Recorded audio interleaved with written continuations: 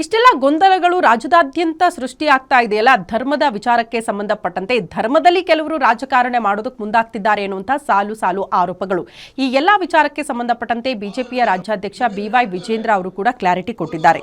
ರಾಜಕಾರಣದಲ್ಲಿ ಧರ್ಮ ಇರಬೇಕು, ಧರ್ಮದಲ್ಲಿ ರಾಜಕಾರಣ ಇರಬಾರದು, ನಮ್ಮ ರಾಜ್ಯದಲ್ಲಿ ಗೊಂದಲದ ವಾತಾವರಣ ನಿರ್ಮಾಣ ಆಗಿದೆ ಅಂತ ಬಿಜೆಪಿಯ ರಾಜ್ಯಾಧ್ಯಕ್ಷ BY ವಿಜೇಂದ್ರ ಹೇಳಿದ್ದಾರೆ.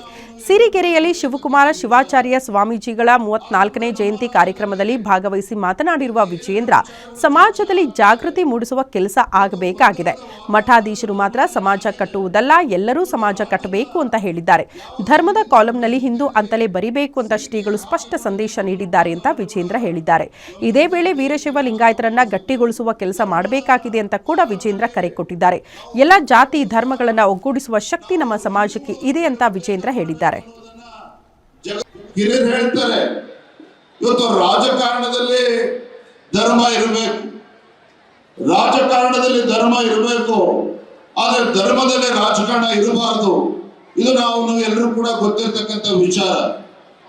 ಆದ್ರೂ ಕೂಡ ನಮ್ಮ ರಾಜ್ಯದಲ್ಲಿ ಇವತ್ತು ಏನೇನು ವಿಚಾರಗಳು ಚರ್ಚೆ ಆಗ್ತಾ ಇದೆ, ಇವತ್ತು ಗೊಂದಲದ ವಾತಾವರಣ ನಿರ್ಮಾಣ ಏನಾಗಿದೆ, ಇವತ್ತು ರಾಜ್ಯದ ಯಾವ ಸಂದಿಗ್ಧ ಪರಿಸ್ಥಿತಿಯಲ್ಲಿ ಸಿಲುಕೆ ಹಾಕಿಕೊಂಡಿದೆ ಅನ್ನೋದನ್ನು ಕೂಡ ತಾವೆಲ್ಲರೂ ಕೂಡ ಗಮನಿಸ್ತಾ ಇದ್ದೀರಿ ಅಂತ ನಾನಂತೂ ಭಾವಿಸಿದ್ದೇನೆ.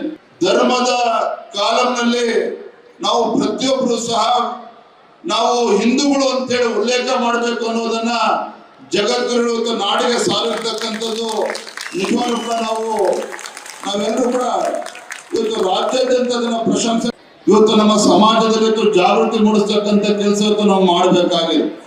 ನಾನು ಯಾವಾಗಲೂ ಕೂಡ ಈ ವೇದಿಕೆಯಲ್ಲೂ ಕೂಡ ನಾನು ಹಲವಾರು ಬಾರಿ ಹೇಳಿದ್ದೇನೆ, ಇವತ್ತು ವೇದಿಕೆ ಮೇಲೆ ಇರ್ತಕ್ಕಂಥ ಜಗದ್ಗುರುಗಳಿಗೆ ಮಾತ್ರ ಸಮಾಜ ಕಟ್ಟುವಂತ ಕೆಲಸ ಜವಾಬ್ದಾರಿ ಇರ್ತಕ್ಕಂಥದ್ದು ನಮಗೆ ಸಂಬಂಧನೇ ಇಲ್ಲ ಅಂತೇಳಿ ನಾವು ಕೂತಿರ್ತಕ್ಕಂಥದ್ದನ್ನು ಕೂಡ ನಾವು ನೋಡ್ತಾ ಇದ್ದೇವೆ.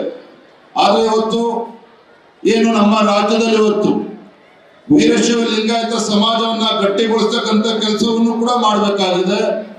ವೀರಶೈವ ಲಿಂಗಾಯತ ಸಮಾಜದ ಜೊತೆಗೆ ಎಲ್ಲ ಸಮಾಜವನ್ನು ಕೂಡ ವಿಶ್ವಾಸದಲ್ಲಿ ತೆಗೆದುಕೊಂಡು ಹೋಗ್ತಕ್ಕಂಥ ಕೆಲಸವೂ ಕೂಡ ಇವತ್ತು ಮಾಡಬೇಕು.